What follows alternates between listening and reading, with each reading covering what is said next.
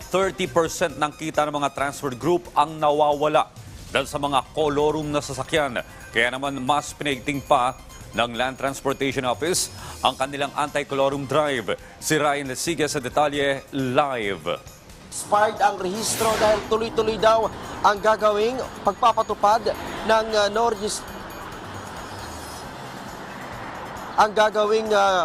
pagpapatupad ng LTO ng no registration, no travel policy ng LTO kahit pa na-extend ng 3 buwan ang PUV consolidation sa ilalim ng PUV-MP.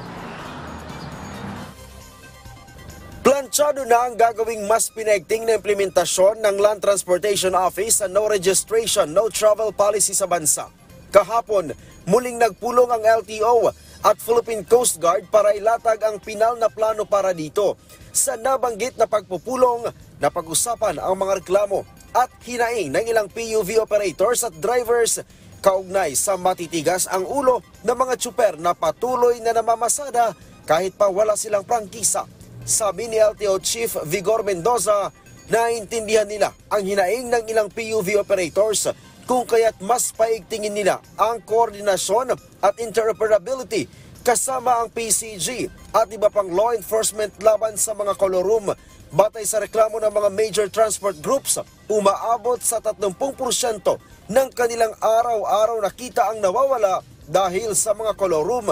Kaya naman kasabay ng ipatutupad na no registration, no travel policy, ay ipatutupad din ang anti-colorum drive ng LTO. Ipinagmalaki naman ni Mendoza na nagresulta na ng halos 200,000 sasakyan ang nagparehistro sa buong bansa dahil sa maayos na information drive hinggil sa no registration, no travel policy. Batay sa datos ng LTO, lagpas 24 na milyon pa na motor vehicle ang expired ang rehistro. Katumbas ito ng 65% sa bilang ng mga sasakyan sa buong bansa. Karamihan sa mga ito daw ay motorsiklo.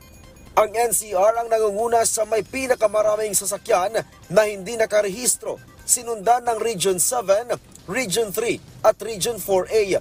Mula January 1 hanggang 23, umaabot na sa halos 2,000 ang na-impound ng mga kolorum na sasakyan. 1,735 dito ay motorsiklo, habang 231 naman ang motor vehicles. Sa ngayon ay mas pinalawak daw ng LTO ang kanilang mga impounding areas bilang paghahanda sa mga ikakasang operasyon.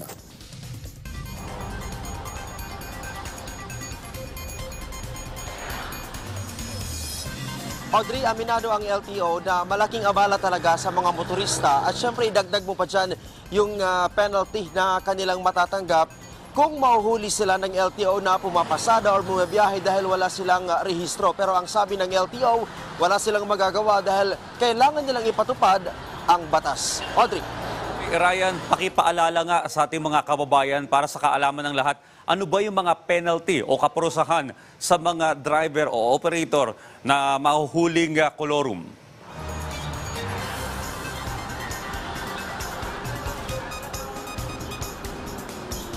Well, Audrey, kabilang dyan no, yung pagka-impound ng sasakyan na iyong minamaneho. At yung pagdating naman sa usapin ng kung magkano ang penalty na pwedeng matanggap, magdedepende yan, Audrey, kung yung ang inyong sasakyan ay pribadong sasakyan or yung sasakyan mo naman na minamaneho ay pampublikong sasakyan. Magkaiba yung penalty na maaaring matanggap dyan ng isang tsuper at operator na ginagamit pa rin yung kanilang mga sasakyan kahit hindi ito rehistrado. Audrey.